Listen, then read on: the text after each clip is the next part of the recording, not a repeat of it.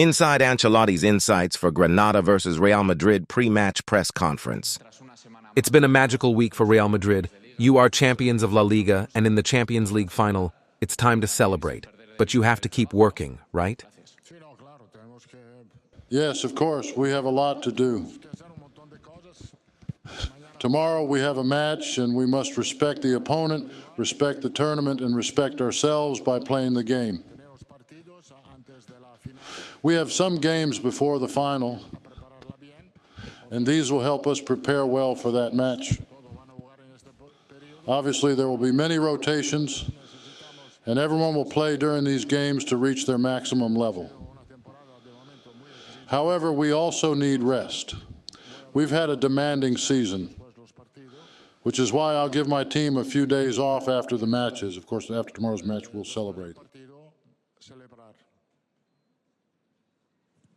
The season is practically over. If the Ballon d'Or ceremony were held today, would Vinicius win it? Does he have that level for it? Well, today the Ballon d'Or is not awarded. I think he's doing very well. There's still a bit to go. He still has the Champions League final and the Copa America to play. But I do believe he's very close to that goal. I think if he finishes well in the Champions League final and the Copa America, then he can win the Ballon d'Or.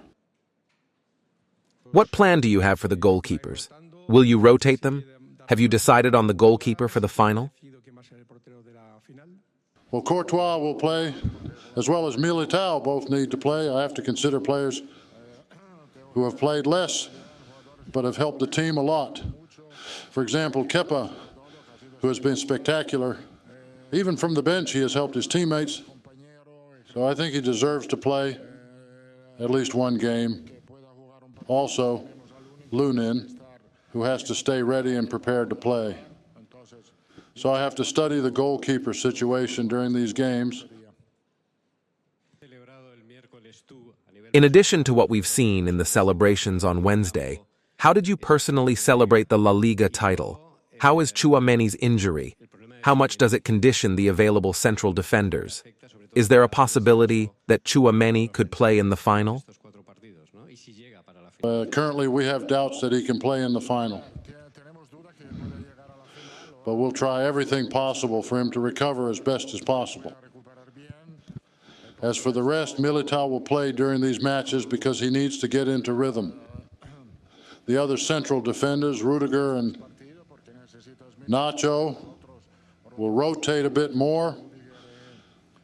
And finally, on Wednesday, I went to dinner alone with my family. It wasn't anything special. But I wasn't alone, I was with my family. Just dinner, yes. When you returned to coach Real Madrid years ago, in the first two matches, Vinicius didn't play. But from the third match, Vinicius has always started every game. The last match he played against Bayern, especially the second half, he was huge. We know you have a lot of affection for him, and you've said he's the best player in the world for you. Before returning to coach Real Madrid, did you know you would have this great player? When I came back to Real Madrid, I had only seen Vinicius on TV. Even then, he seemed like a player with fantastic talent. And when I arrived here, I also saw that he had spectacular talent. But then Vinicius has been able to add many things around his talent. Many other things, like skill in positioning. And he has improved his shooting accuracy in front of goal. He has achieved all this by doing fantastic work, always focused on his development and training, and also on his recovery after training. Vinicius is a very serious professional who deserves what he has achieved so far. Today, the list of players who will play for Brazil in the Copa America will be announced, and without a doubt, the three players you coach here, Militao, Rodrigo, and Vinicius, will be on this list. Speaking of forwards, in Brazil, there is a lot of talk about the new generation of Brazilians, and you are the coach of the two leaders in Brazil's attack. Do you think they are ready to mark an era for Brazil? I think Brazil is very lucky to have these players, and not only them. Brazil has a lot of variety of players, especially in attack, and many are fantastic besides being very young. Brazil's problem is different. The problem is not in the forward line. We have talked a lot about forwards, but I want to ask you about your defensive players and not about their defensive work, but rather the offensive work they do. Nacho gave Joselu a goal against Cadiz. Just recently, Nacho had the ball in the area and passed it to Rudiger, who then passed it to Joselu. Carvajal has 5 goals this season. How important are these defensive players regarding their contribution in attack? Yes. Well, our defenders have scored many goals this season. We have taken advantage of set-piece plays, as well as many other plays like the ones you just mentioned. Nacho can advance and attack an open field as well, but the defenders have scored many goals from set pieces, including Lucas Vazquez against Alaves, and Rudiger has also scored goals. Militao is missing just 1 goal, but he hadn't played until now. In the ranking of the best players in the world, where would you place Vinicius?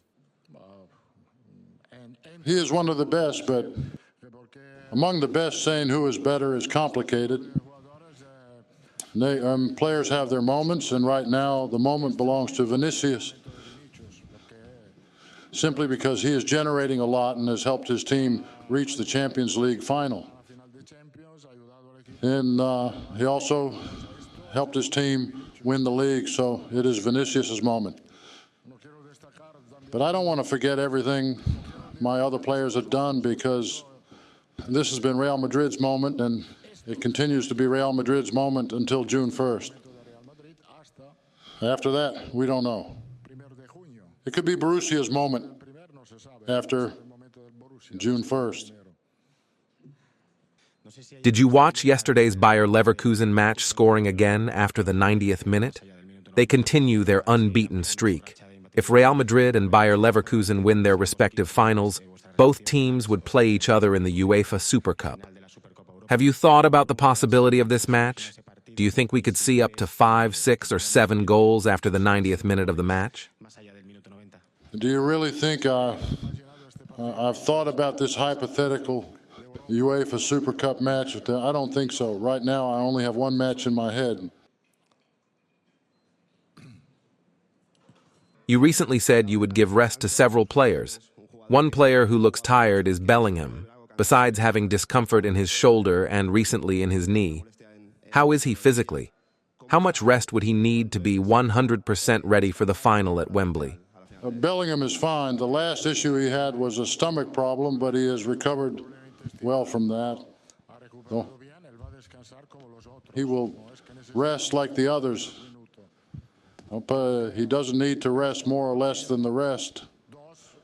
We have 4 matches left to play, and in 2 of them, I will rotate players, and he will be part of the rotation just like the others, exactly the same.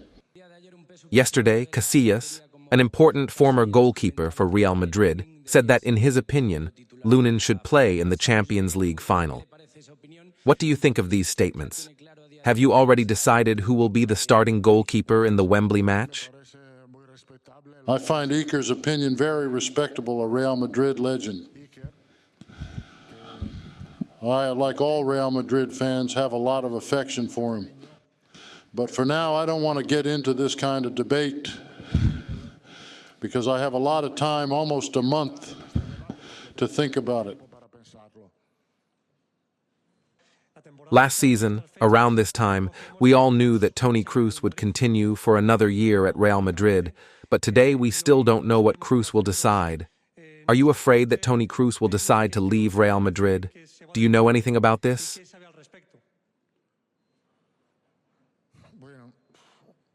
Well, I'll tell you, before the match against Bayern, I thought this. Before the match against Granada, I'll talk about the future. but unfortunately we won the match, so I have to postpone my talk about the future until after the Champions League final.